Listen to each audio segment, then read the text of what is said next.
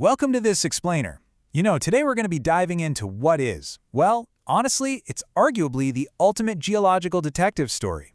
It's a mystery, spanning hundreds of millions of years, starring a brilliant but tragically misunderstood hero, and it totally upended how we understand the very ground we walk on. I'm super excited to guide you through this, because looking straight at the evidence is absolutely the best way to see how a seemingly crazy idea became, well, an undeniable truth. So let's jump right in. Okay, to really get the scale of this mystery, we kind of need to shatter a little trust you might have in absolute facts. Think about the historical models of our solar system. For centuries, the unquestioned scientific consensus was the geocentric view, the idea that a completely stationary Earth sat right at the center of the universe, with planets just awkwardly looping around it. But then, about 500 years ago, that was totally overthrown by the heliocentric or sun-centric model. Now, why are we starting with astronomy in a geology explainer? Because it perfectly proves a crucial point. Human knowledge is not static. Science is constantly self-correcting. Part 1. Science is self-correcting. Seriously, the history of science is literally littered with universally accepted theories that eventually just got tossed out. It usually happens bit by bit, right? Evidence slowly piles up, casting doubt on the old theory until it finally points the way to a new, better explanation. Even stuff that seemed like total common sense, like the old belief that animals simply get bigger over evolutionary time, was proven wrong when we found fossils of creatures, like the gibbon, actually shrinking. So how do we get from a completely wrong consensus to the actual truth? It's all about the scientific method. It's a roadmap with 6 steps: observation, research question, hypothesis, prediction, evidence and experimentation, and finally theory. But the absolute turning point, the make-or-break moment in this whole process is step 3. You have to develop a testable hypothesis. You need a proposition that provides definitive evidence proving you're either 100% right or entirely wrong. Part 2. The Continental Puzzle.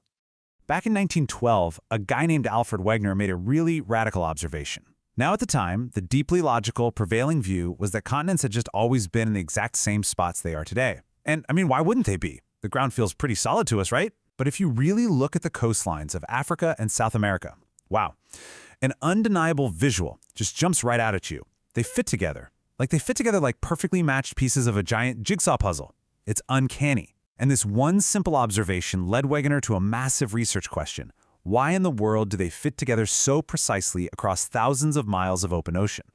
Wegener's hypothesis was incredibly bold. He actually proposed that these massive landmasses were once part of a single, much larger continent way back in the remote past, and that they had somehow split apart. But as we know, a hypothesis is kind of useless without a testable prediction. So here was his stake in the ground. He predicted that if these continents were genuinely connected in the past, then the deep geology on both of these modern coastlines would have to correlate perfectly. Part 3. Gathering the evidence. The geological fingerprints. So our detective sets out to find the fingerprints. And Wegener didn't just sit around in his study pontificating. He went out and initiated intense fieldwork across Africa and South America to find hard, undeniable data to back up this wild claim. And honestly, the sheer scale of the geological match he found is staggering. Now, a basic rule of geology is that newer rocks are on top and the older stuff is buried beneath. If you just look at the top layers of South America and Africa today, they aren't identical. A lot of weathering and change has happened in the 80 million years they've been apart. But if you look deeper, those older foundational rock sequences, the massive beds of slate and granite, they line up almost exactly at corresponding points on both sides of the Atlantic Ocean. It's like a barcode matching up. And this physical match, it's completely backed up by biological evidence too. Wegener looked at ancient index fossils, and the maps he put together are just mind-blowing. Fossils of the exact same species of ancient plants and reptiles were found right at corresponding points on these totally separated continents. And here's the kicker. These were land-dwelling creatures. There's absolutely no way they could have swam across the entire Atlantic Ocean. So the only logical conclusion is that the ground they walked on was, at one point, a continuous, unbroken path. But wait, there's more. It wasn't just rocks and fossils. Ancient climates and massive geological structures matched up flawlessly too. Just take a look at the Atlas Mountains in Morocco. Wegener's research showed that the underlying geologic structure of the Atlas Mountains is almost identical to the Appalachian Mountains over in North America. How is that possible?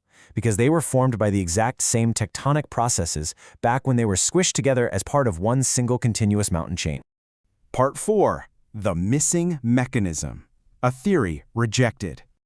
Okay, so he had the structural correlations. He had the fossil record. He had the rock sequences. By all accounts, Wegener had totally cracked the case. He published his book in 1912, laying it all out. But, plot twist. Despite this mountain of evidence, the scientific community completely rejected his theory of continental drift. Why? Well, because he lacked the mechanism. He just didn't know of any natural force that was actually strong enough to physically push massive continents around the globe, plowing through solid rock. And tragically, Wegener never lived to see himself vindicated. He actually froze to death during a research expedition in Greenland in 1930, with his paradigm-shifting theory still widely dismissed by his peers. It literally took decades for technology to catch up with Wegener's brilliant mind.